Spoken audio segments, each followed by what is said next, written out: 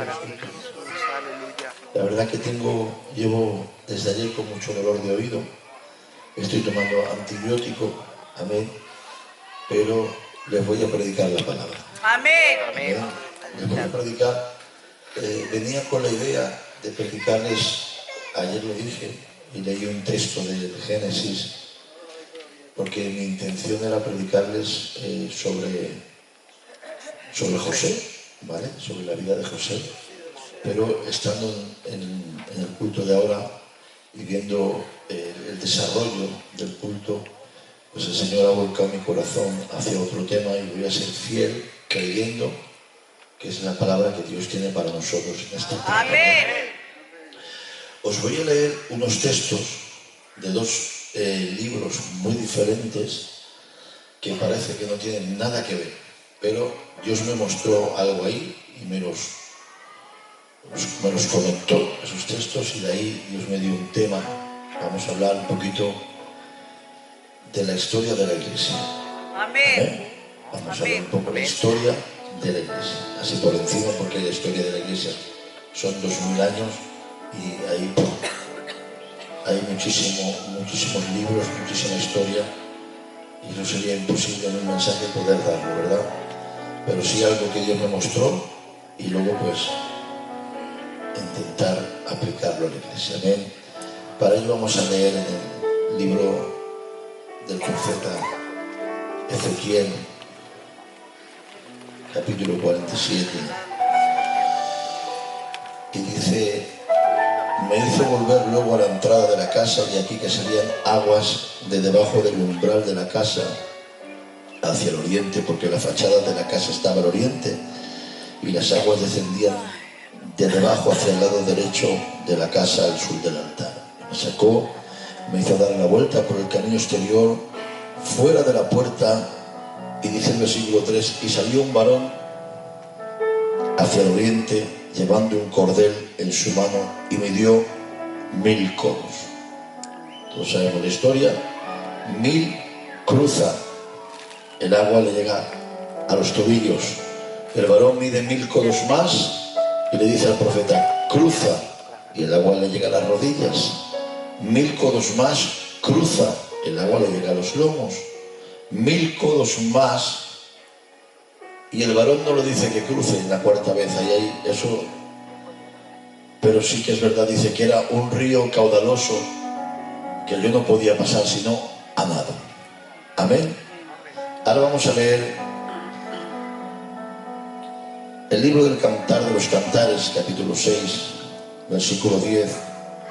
El sabio Salomón tiene una visión de una mujer y dice: ¿quién es esta que se muestra como el alba, hermosa como la luna, esclarecida como el sol e imponente como ejércitos en orden de batalla? Tomen asiento, por favor, así no están tanto tiempo. Ezequiel tiene una visión del templo, es el templo milenario, y de debajo del umbral de la puerta derecha nace un río, y un varón con un cordel de medir, le mide 1000 codos, que creo que son 500 metros según las medidas, y le hace 4 medidas: tobillos, rodillas, lomos, caudal. Salomón, en el capítulo 6, versículo 10, habla de una mujer que la ve en 4 manifestaciones diferentes. Es como que abriera y cerrara los ojos y la viera de una forma, cerrara y abriera otra vez y la viera de otra. Dice: ¿quién es esta que se muestra como el alba? Luego la ve como la luna, luego la ve como el sol, y luego la ve imponente como un ejército en orden de batalla. Amén. Que Dios bendiga su palabra en nuestros corazones. Amén. Ezequiel es el hijo de Buzi, sacerdote de Israel. Y Ezequiel, como hijo de sacerdote, tiene un sueño. y es poder algún día ser sacerdote como su padre. Amén. Pero a los 25 años de edad, según las cronologías, Nabucodonosor entra en Jerusalén, abre brecha en el muro y se lleva cautivo en 3 deportaciones el pueblo. Y el sueño de Ezequiel se rompe, pensando que ya nunca va a ser sacerdote ni oficial en el templo de Jerusalén. Pero a los 30 años de edad, Ezequiel recibe un llamado de Dios. Un llamado a profeta. Gloria al Señor. Amén. A veces Dios rompe nuestros planes porque Él tiene planes mejores para nosotros. Amén. El sacerdote era el que cogía la voz del pueblo y se la llevaba a Dios. El profeta era el que recogía la voz de Dios y se la llevaba al pueblo. Amén. A los 50 años, Ezequiel es cuando tiene la visión del capítulo 47, donde él ve este río. Gloria al Señor. Gloria a Dios. Ezequiel ve 4 medidas, Salomón ve 4 manifestaciones. ¿Quién es esta que se muestra como el alba, hermosa como la luna, esclarecida como el sol e imponente como ejército en orden de batalla? El sabio Salomón, el hombre más sabio de la tierra, no la puede distinguir ni saber quién es. Pero cuando yo llegue al cielo, le diré: Salomón, te voy a decir quién era esa. Era la iglesia grande de Castellón. Amén. Gloria al Señor. Vamos a juntar esto y ya vamos a empezar a predicar lo que Dios me mostró y lo voy a compartir así. Ezequiel, primera medida, los pies. Salomón, primera manifestación, el alba. Ezequiel, segunda medida, las rodillas. Salomón, segunda manifestación, la luna. Ezequiel, tercera medida, los lomos. Salomón, tercera manifestación, el sol. Ezequiel, la cuarta medida, un caudal inmenso. Salomón ve un ejército grandioso, poderoso, en orden de batalla. Amén. Gloria al Señor. Amén. He podido ver, hermanos, en estos textos. Yo sé que la iglesia tuvo 7 épocas principales. Pero he podido ver en estos textos 4 tiempos de la iglesia desde que nació hasta el tiempo de hoy. Los pies, el alba, habla del nacimiento. Gloria al Señor. El nacimiento de un día. Gloria al Señor. Los pies habla de las buenas nuevas. Dijo el profeta Isaías: cuán hermosos son los pies de los que anuncian las buenas nuevas del Señor. Aleluya. Amén. Amén. La redención de Ruth fue en el alba. ¿Estáis de acuerdo con esto, sí o no? Jesús se apareció a María y a aquellas mujeres y le puso la rúbrica al Evangelio en el alba. Gloria a Dios. Era del nacimiento de la iglesia. Lo voy a decir así porque me gusta. La era pentecostal, la era de los milagros, la era de las señales. La iglesia nació en medio de tiempos oscuros. ¿Estáis de acuerdo, sí o no? Rodeada de pueblos paganos, pero la palabra se abría paso en medio de todo eso. El otro día leí un texto en Isaías y lo vi en una versión que me gustó mucho, cuando dice: como raíz de tierra seca, subirá cual renuevo, decía una versión, como planta tierna que hundía sus raíces en tierra seca. Así era la iglesia. Aún en medio de la tierra seca brotó como una planta tierna. ¿Estáis de acuerdo, sí o no? La palabra se abre paso trayendo luz a las naciones y crece imparable. Vemos en sus comienzos el poder y la manifestación de la palabra trayendo convicción. Pedro, en un mensaje, hace que 3.000 se arrepientan. No digan nada esto. Ustedes guarden silencio, no digan nada. En otro mensaje hace que 5.000 se conviertan. Y así la iglesia comienza a crecer imparable, como una evangelizadora ganadora de almas. Gloria al Señor. Pero en el año 64, Satanás, que no se iba a estar quieto, que Dios lo reprenda. He dicho que Dios lo reprenda. Trataría de darle su primer golpe para hundirla, gloria al Señor. Y el emperador, el loco Nerón, para componer un poema o una canción, le ha metido fuego a Roma, la ciudad eterna, y Roma ha estado ardiendo durante 6 largos días.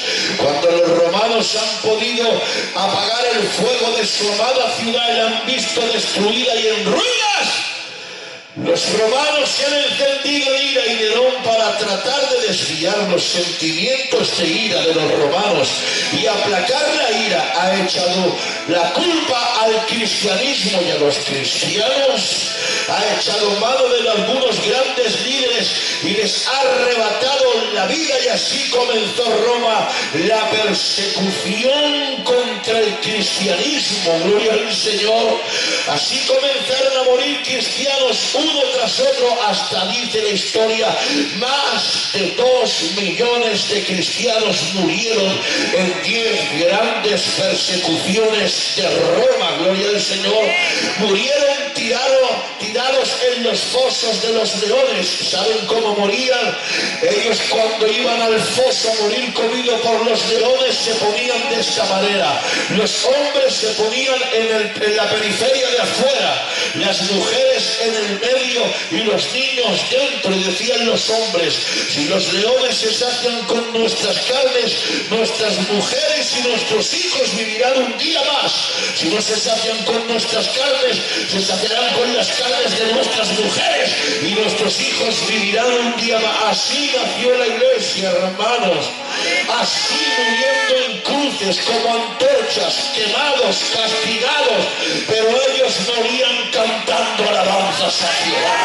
La historia habla de un romano que se convirtió al cristianismo, llamado Marco Aurelio, y cuando fue tirado con su esposa para ser comido con los leones, la historia dice que su esposa se desmayó, pero él, estando consciente, le decía a los leones: comerme ya, porque veo los carros de mi Dios que han venido a llevarme comer a su presencia.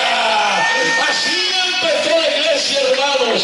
Cuando el apóstol Pedro, dice la historia cristiana, se marchaba a Jerusalén, la historia dice que se cruzó con Jesús y le dijo: ¿cómo vais, Dominus? ¿Dónde vas, maestro? Y Jesús le dijo: voy a morir por mis hijos otra vez. Y entendió que tenía que volver de nuevo a Roma, y la historia dice que cuando el Coliseo estaba repleto de romanos gritando que los mataran y los cristianos estaban a punto de ser devorados por los leones, Pedro se puso en pie y lanzó un grito y le dijo: cristianos, morir con dignidad.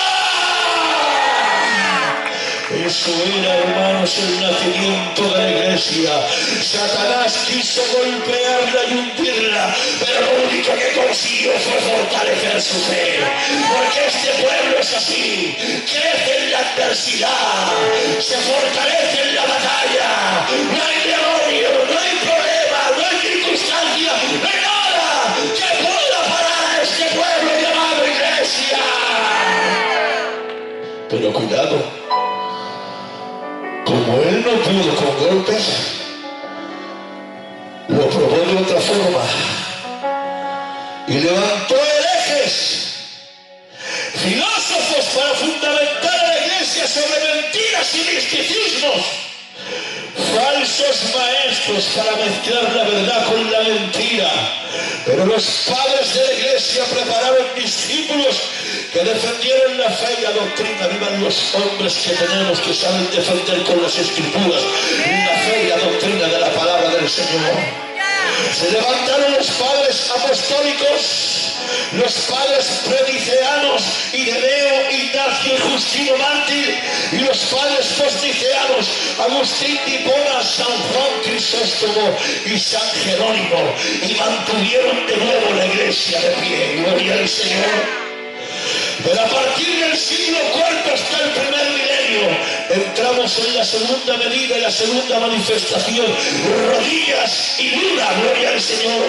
La iglesia tuvo que empezar a aprender a vivir de rodillas en la oración, porque si hay algo que nos va a mantener firmes en medio de las tinieblas y de la oscuridad, no son los años ni la profesionalidad, es la oración, es la comunión, es la intimidad con Dios. Gloria al Señor.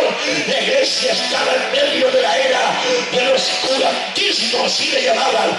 Las tinieblas rodeaban a la iglesia. Pero tengo una noticia, la luna puede menguar, la luna puede crecer, pero jamás dejará de brillar. Gloria al Señor. Así es la iglesia, puede tener momentos de auge y momentos de declive, pero la iglesia nunca dejará de brillar. Gloria al Señor. Y en el año 337 después de Cristo, un emperador llamado Constantino, que decían que es cristiano pero no era cristiano, simpatizó con el cristianismo solamente. En una batalla vio una señal en el cielo, una cruz y una voz que le decía: bajo este signo, él dice, bajo este signo vencerás. Y él abrazó o simpatizó con la fe cristiana, gloria al Señor. Y pronto, en poco tiempo, Roma adoptó el cristianismo, hermanos y hermanas, como la religión de Estado. El producto o las consecuencias fueron que los esclavos se trataron mejor, que se derribaron templos paganos, que se levantaron altares a Dios, que se suspendieron los sacrificios al César. Todo esto era la luna brillando en medio de la oscuridad. Pero atención, detrás de todo esto había una trampa mortal. La trampa fue que cuando la iglesia vio que Roma la toleraba, se hizo amiga de Roma. Y está escrito en la palabra que el que se constituye amigo del mundo se constituye enemigo de Dios. A los obispos se le llamaron papa, hermanos, por primera vez. El emperador era el que daba el título. Yo te doy el título, tú me das esto. Y comenzaron a politizar la iglesia. Y cuando la iglesia se hace política, comenzamos, hermanos, con la decadencia espiritual. Me das un voto y te doy una iglesia, me das esto y te doy lo otro. Y comenzamos a negociar con las cosas de Dios. El Estado dijo: a partir de ahora los obispos, los pastores van a tener su paga del Estado. Válgame Dios. Antiguamente, cuando el apóstol Pablo le decía a un joven, cuando le decía: tienes llamado, tienes ministerio, te voy a levantar de candidato, ese joven se echaba a temblar y decía: yo no, te has equivocado, Pablo, yo no tengo llamado, será otro, yo no, porque el que se metía en el ministerio estaba firmando la sentencia de muerte. Pero ahora no, ahora era diferente. Ahora Roma te pagaba por predicar, ya todos querían ser pastores. Y entonces entraron los que tenían llamado y los que no tenían llamado. Y entonces esta ambición de poder comenzó con una decadencia moral. Los obispos se volvieron pasotas. Gloria al Señor. No me estás grabando, no me grábame, no pasa nada. Gloria al Señor. Y comenzó la decadencia moral dentro de la iglesia. Todo se permite, todo vale. No ofendas a esa familia, aquel es el que me da aquello, no le digas esto al otro. Gloria al Señor. Y comenzaron a rebajar el evangelio para tener contenta a Roma. Gloria al Señor. No nos está pasando un poquito esto hoy, que estamos entrando en una decadencia moral, hermanos. Lo digo sí o no. Hoy ya no hay el temor que antes había. Yo recuerdo que cuando un hombre daba una profecía, la iglesia se echaba a temblar y lloraba. Ahora lo grabamos, hermanos, y hacemos en directo, y están cantando y alabando, y se están grabando, y antes se subían al púlpito con los ojos cerrados y con lágrimas en los ojos, hermanos. Estamos perdiendo el pudor. ¿Me dejáis que lo diga sí o no? En los estados, hermanos, a cristianos y a siervos que se hacen fotos sin cabeza. ¿A dónde vamos a llegar, hermanos? Hay que tener respeto, hay que tener temor de Dios. No se podía llamar de otra forma, Gregorio. Buen nombre, sin hombre. Cerró la Biblia. Dijo, esto no vale. Ahí hizo un decreto, dijo, nadie puede leer la Biblia, Y aprovecharon para meter dentro de la Biblia, o de la iglesia, perdón, no de la Biblia, más de 30 herejías. La salvación era por obras, había un purgatorio donde tú podías redimir tus pecados de la tierra, se podían pagar indulgencias. Los pueblos paganos empezaron a convertirse y mezclaron, gloria al Señor, las prácticas paganas con la iglesia, de tal forma que la iglesia comenzó a adoptar las fiestas paganas y hacerlas cristianas. El que tenga oídos oiga, gloria al Señor. En el año 787, en el segundo concilio de Nicea, esto es lo máximo, se aprobó la veneración, no adoración, supieron camuflarlo bien, la veneración a las imágenes, diciendo que son intermediarios entre Dios y los hombres. Todo esto fue por ganar a los pueblos bárbaros del norte. Se rebajó el evangelio, porque cuando no hay palabra todo sirve. Lo voy a repetir, cuando no hay palabra todo sirve. Cuando no hay palabra todo vale, gloria al Señor. Pero tengo una noticia que daros, y quiero que digáis amén a esto. Las tinieblas no permanecerían para siempre, porque dice la Escritura que la luz con las tinieblas, que las tinieblas contra la luz no pueden prevalecer. La palabra que utilicéis, catalambado, dice jamás podrán extinguirlas. Lo intentará durante toda una eternidad, pero la noticia es que las tinieblas jamás podrán extinguir a la luz, porque la luz siempre prevalecerá contra las tinieblas. ¿Estáis de acuerdo, sí o no? Y entramos en la tercera medida y la tercera manifestación, los lomos y el sol. Año 1483 nace un alemán llamado Martín Lutero. Año 1501 él estudia en la universidad la carrera de Derecho. En el año 1505 a este hombre le cae un rayo en el campo y coge miedo a la muerte. Entonces se aferra al cristianismo y se encierra en un convento de monjes, gloria al Señor, y allí está estudiando en secreto la palabra del Señor. Un día está caminando por las calles de Berlín, de Alemania, y ve a uno que está caminando con un carro, con el cajón de indulgencias, diciendo: si tienes algún alma de algún familiar que no está seguro que está en el cielo, echa la moneda del cajón de indulgencias, y te aseguro que cuando la moneda toque el fondo del cajón, el alma de ese familiar se va a ir directamente al cielo. Gloria al Señor. Pero Lutero cogió la Biblia, porque esto no lo entendía ni le cuadraba, y Lutero comenzó a leer y se topó con un texto que está escrito en Romanos capítulo 1:17, y quiero un amén para esto que dice: el justo por la fe vivirá. 31 de octubre de 1517 ha desarrollado 95 tesis, ha ido a la catedral de Wittenberg y la ha clavado allí diciendo: esto dice Roma, esto dice la palabra. Esto dirá, me da igual lo que me diga un teólogo, me da igual lo que me diga una denominación, me da igual lo que me diga un pastor, a mí lo que me interesa es lo que está aquí escrito. Yo creo lo que esto dice por encima de todo lo demás. Esto dice Roma, esto dice palabra, esto dice Roma, esto dice la palabra. ¿Saben lo que era? Era el sol de nuevo brillando en medio de la humanidad. Era la palabra trayendo luz de nuevo en medio de la humanidad.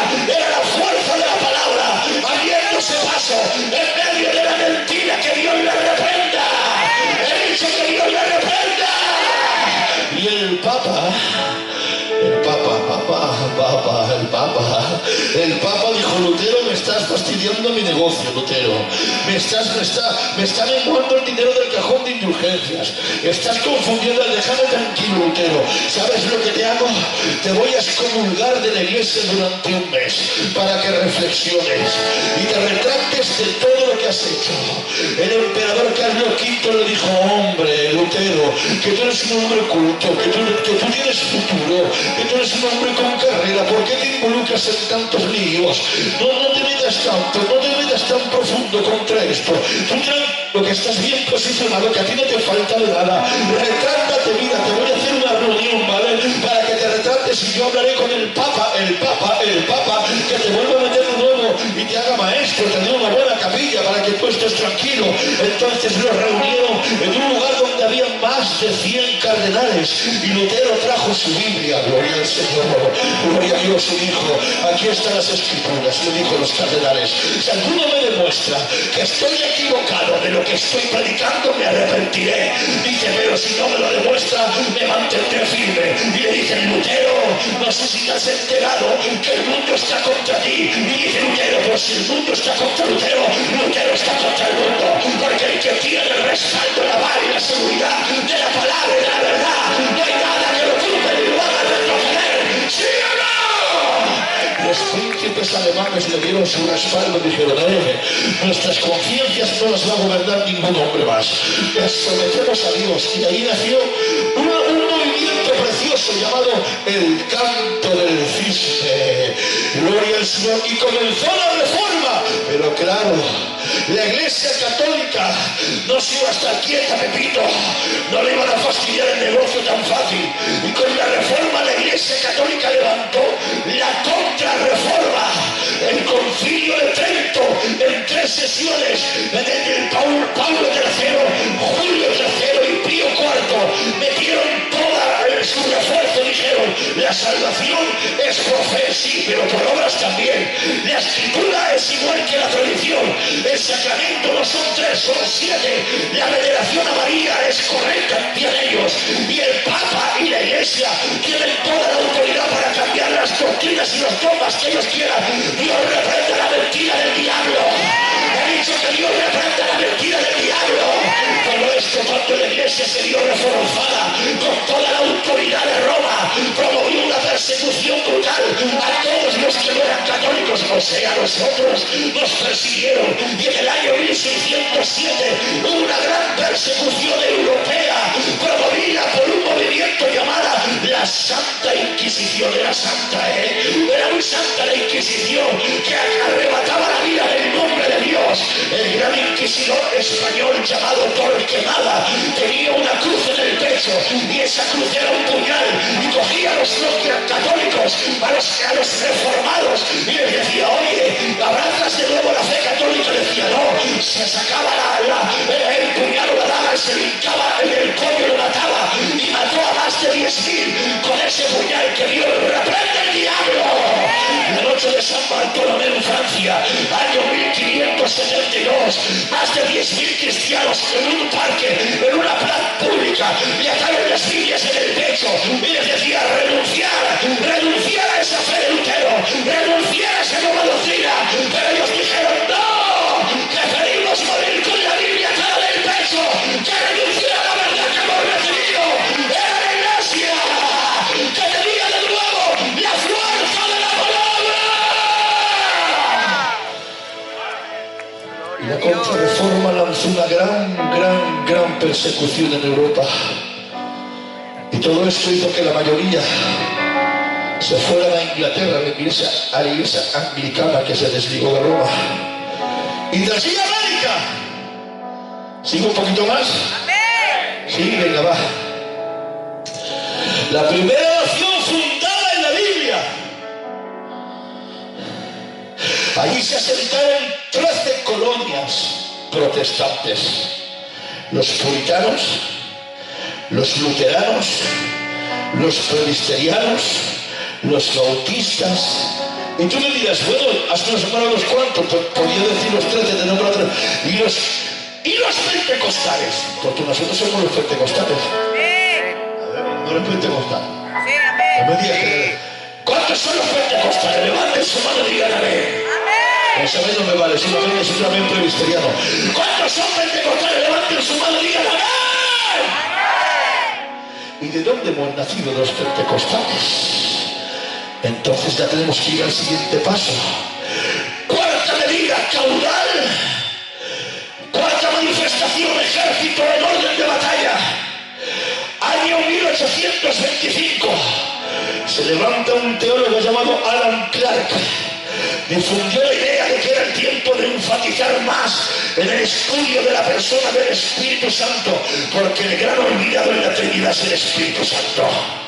Hablamos del Padre, hablamos del Hijo, pero nos olvidamos del Espíritu Santo. ¿Sabes quién es el Espíritu Santo? El Espíritu Santo es Dios. El Espíritu Santo habla. El Espíritu Santo convence. El Espíritu Santo redarguye. El Espíritu Santo tiene voluntad. El Espíritu Santo es todopoderoso. ¿Sabes quién es el verdadero pastor de Castellón la Grande? No es el Ismael de Barcelona. Es el Espíritu Santo el que pastorea esta iglesia. Por eso toda la gloria es para Él. Toda la honra para Él. ¡Aleluya para Él! Y dijo este teólogo, hermanos, hay que promover al Espíritu Santo, que nos estamos secando con tanto, y tan poco. En el 1840 nace un movimiento llamado el movimiento de la santidad, muy rápido, hecho los 1000 años así. John Wesley, un hombre, hermanos, creo que era de Canadá, que oraba y oraba tanto que dice la historia, hermanos, que él tenía una habitación, era un hombre así, muy pequeño, y en su habitación el suelo de madera, y en su cama, en el lado donde él se ponía a orar, eran tantas las horas que él pasaba orando, que dice la historia, no está en su casa, puedes ir a verlo, hay dos hoyos en la madera de tanta oración que Dios pues le hacía. ¿Sabes lo que él decía? Decía, dame Escocia o me muero, dame un avivamiento o me muero, dame Escocia o me muero. Y dice él en su historia que tuvo un encuentro con Dios tan poderoso que Dios lo lanzó contra la pared y dijo, Señor, no me mates. Y dijo, no te voy a matar, te voy a dar Escocia para que la conquistes, porque cuando se ora, hermanos, hay resultados. Él fue la inspiración del gran evangelista del siglo XX, Billy Graham. Él tuvo una experiencia también en ese cuarto. También se levantó, hermanos, Jonathan Edwards, en su famoso mensaje, Pecadores en manos de un Dios airado. Era tanto el poder de convicción que tenían estos hombres al predicar, que dice la historia que él, predicando en un auditorio, cerraba los ojos, y era tanto el poder de convicción que la gente se agarraba a las columnas orando y gritando, pensando que la tierra se abría y que descendían vivos al infierno. Ese es el poder de la santidad, hermanos. Jordan Charles Finney, el apóstol del avivamiento, era un hombre tan santo en su forma de vivir que iba por las calles de Nueva York y la gente que lo veía caía bajo el poder de Dios. Hay una historia que dice que entró en una fábrica de zapatos y tocó a un joven, y cuando se dio una vuelta cayó, y el otro lo miraba y caían todos bajo el poder de Dios, llorando porque se veían sucios al verlo a él. Y la historia dice que el jefe de la fábrica, que estaba arriba en la oficina viendo a la gente que se caía, bajó abajo, y que al tocar a Charles Finney y darse la vuelta, el jefe se cayó al suelo llorando. Y dice, a la semana siguiente ya no había un cartel que ponía fábrica de zapatos, había un cartel que ponía Iglesia de Jesucristo. Es el poder de la santidad, hermanos. Era el caudal creciendo, era el ejército extendiéndose. Gloria, si sigo un poquito más, ya termino, hermano, dejarme 5 minuticos más. Muy bien. Todos estos movimientos produjo discípulos. Año 1905, John Seymour, un hombre de color de Estados Unidos, hijo de unos esclavos negros, era estudiante de un pastor llamado Charles Parham. En el año 1906, escuchad esto, fue invitado a predicar a Los Ángeles. Y él predicó sobre el bautismo en fuego del Espíritu Santo. Y esa iglesia, hermanos, que era bautista, lo vieron como una herejía. Pero un matrimonio bautista creyeron esa palabra y le dijeron, háblanos más de este bautismo en poder, que estamos interesados. Y le dejaron la casa para que siguiera predicando, y así predicando se agregó un grupo de gente que escuchaba a este predicador negro, hermanos. Y en el 9 de abril de 1906, no sé para ti, pero para mí este dato es muy importante. Por primera vez en muchos cientos y miles de años, 7 personas volvieron a hablar en lenguas, pero bautizados en el Espíritu Santo. Era la llama encendiéndose, era el caudal creciendo, era el ejército trasladándose, y se trasladaron a un local, no sé si lo has escuchado o lo has leído, un local en la calle Azusa, número 312, un local donde se movía el poder de Dios, donde había milagros, donde había señales. El pastor de la iglesia cogía una caja, Lucas, de madera, de cartón, y se ponía sentado y se ponía la caja para no distraerse, y cuando estaba ya inspirado se quitaba la caja y empezaba a andar, y por donde caminaba los paralíticos se levantaban, los enfermos se sanaban, los demonios salían de los cuerpos. Ese es el poder que la iglesia tiene que manifestar, ¿sí o no?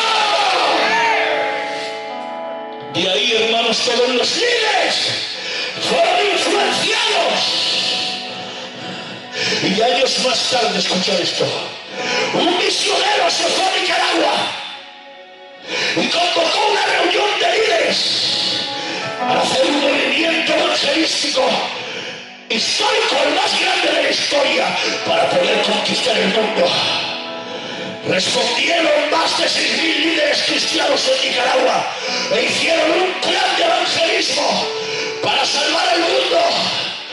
Porque el evangelio no es entretenimiento, es poder de Dios para salvar las almas. Hermanos, que no estamos aquí para pasarlo bien escuchando 4 mensajes a los lados. Dios nos ha llamado a conquistar el mundo, a salvar las almas.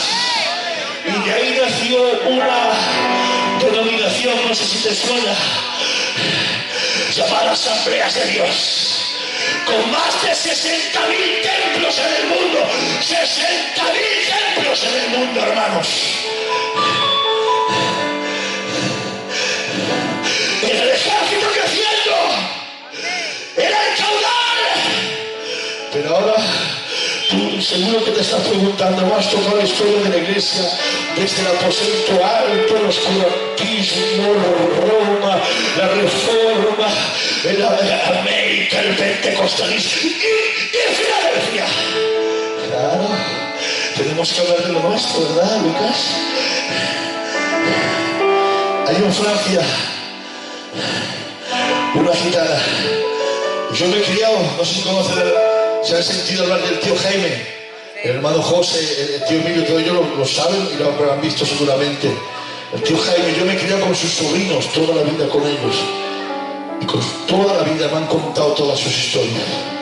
He conocido a su hijo, a su nieto, he bajado muchísimas veces a Balaguer y allí a Lérida, y les he preguntado, contarme, porque me interesa mucho.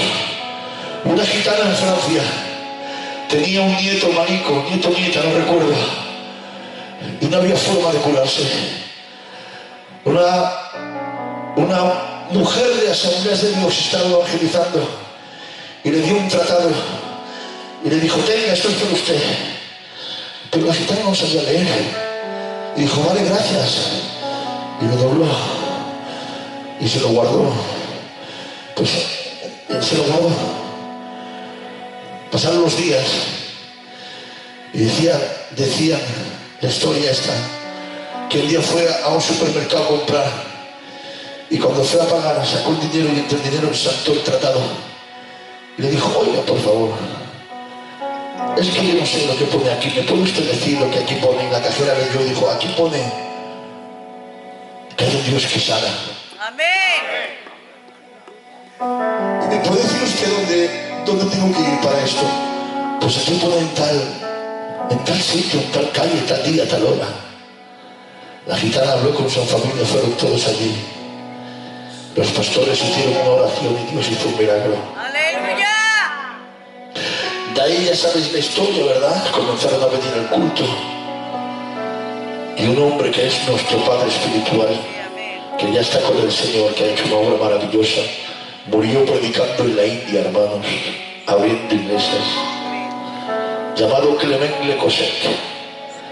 Dios puso en su corazón el deseo de predicar al pueblo gitano. Empezaron a predicar. Y empezó a predicar y a formar hombres y ancianos.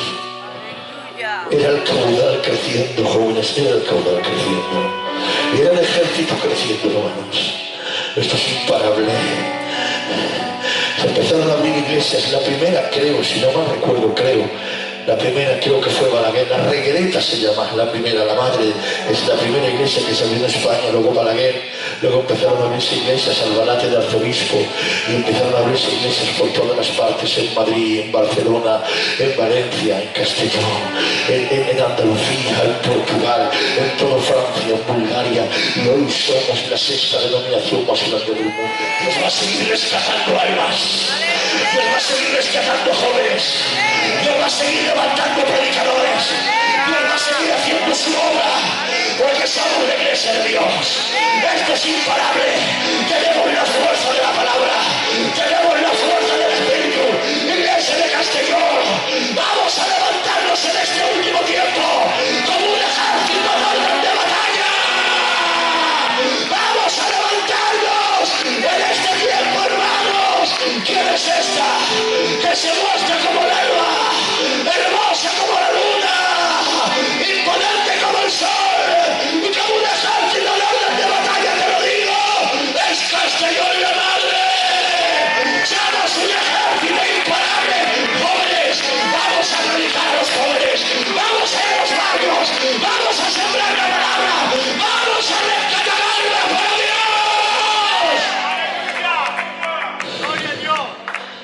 Esta es la historia de la iglesia, hermanos, así por el tiempo. Perseguida, golpeada y con problemas, pero la iglesia no hay quien la tumbe, no hay quien la derribe. Esta era la palabra que tenía para vosotros en esta tarde. Esta era la palabra que tenía para vosotros.